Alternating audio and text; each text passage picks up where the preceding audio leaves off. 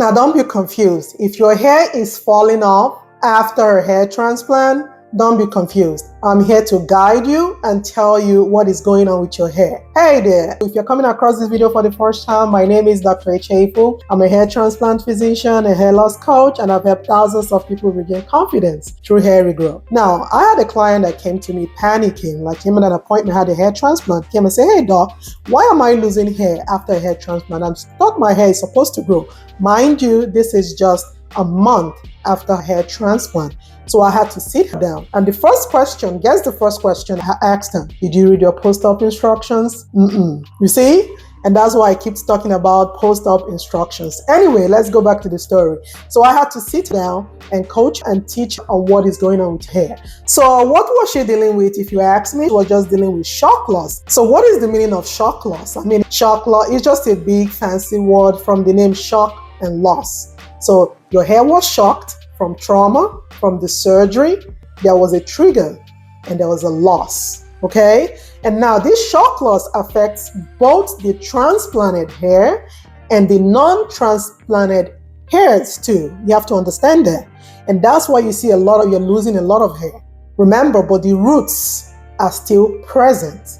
And that's why we tell you just be patient. After that period, you're going to regain back all that hair because this is just a temporary. It starts anywhere from 2 weeks and lasts anywhere to 3 to 4 months after getting a hair transplant. Shock loss is very common after a hair transplant. Research has shown that it can affect anywhere from 50 to 70% of people after a hair transplant. So if this is you, I want you to sit down right here and listen to what I have to say so that you don't freak out after your hair transplant. Or if you already had a hair transplant and you're experiencing shock loss, I want you to relax, calm down, and let's talk about it. So 5 ways to calm yourself down if you're experiencing shock loss. Number 1, schedule a follow-up appointment with your hair transplant surgeon. Yes, why? Because you want to talk about it with your hair transplant surgeon and they're going to reassure you. First of all, they're going to evaluate your scalp and your hair and they're going to reassure you if they think it's shock loss that's going on. They're going to reassure you and say, hey, this is normal. This is part of the process. Some people tend to experience shock loss, which is a period of hair shedding, but don't be afraid because the hair is going to grow back, okay?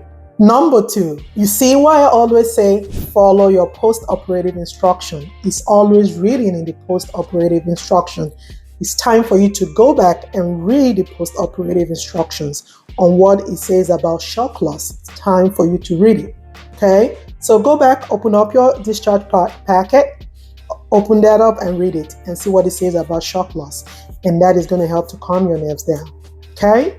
Number 3, use gentle hair care products. You have to understand. Use gentle hair care products and avoid excessive manipulation of your hair. It's very important after a hair transplant, and that's why your post-operative instructions are very important. They're going to teach you how to wash your hair, when to scrub your hair, how to scrub your scalp, not your hair, how to scrub your scalp. But in the meantime, before you get a hold of your hair transplant surgeon, avoid excessive manipulation of your hair and use gentle hair care products. Now, number 4, what do I suggest? I suggest to start taking some vitamins. What vitamins do I recommend? Vitamin D, you have biotin, you have pantothenic acid. So those vitamins can help you in the process of shock loss. Or you can also talk to your hair transplant surgeon what they recommend. If you already had the hair transplant, I think they're going to guide you through on what to, some of them sell it in their offices or on their website. So start taking that, and also you need patience. So number 5, please be diligent in taking your medication for hair loss. If you were prescribed any medication, typically we prescribe medication for hair loss before your hair transplant. Like as an example, minoxidil, finasteride, depends on which other medication your hair transplant surgeon prescribed for you. Please don't stop taking your medication. Continue taking your medication. Like I said, shock loss is temporary. You just have to be patient and just go through the process, telling yourself that if you've done these 5 things that I've recommended, you're going to be okay. You're going to be all right, okay? In conclusion, shock loss is normal. Research has shown it can happen to a lot of people after a hair transplant, and 5 ways you can deal with shock loss if it's happening to you after your hair transplant. Remember, you have to schedule your post-op appointment. You have to read your post-op instructions.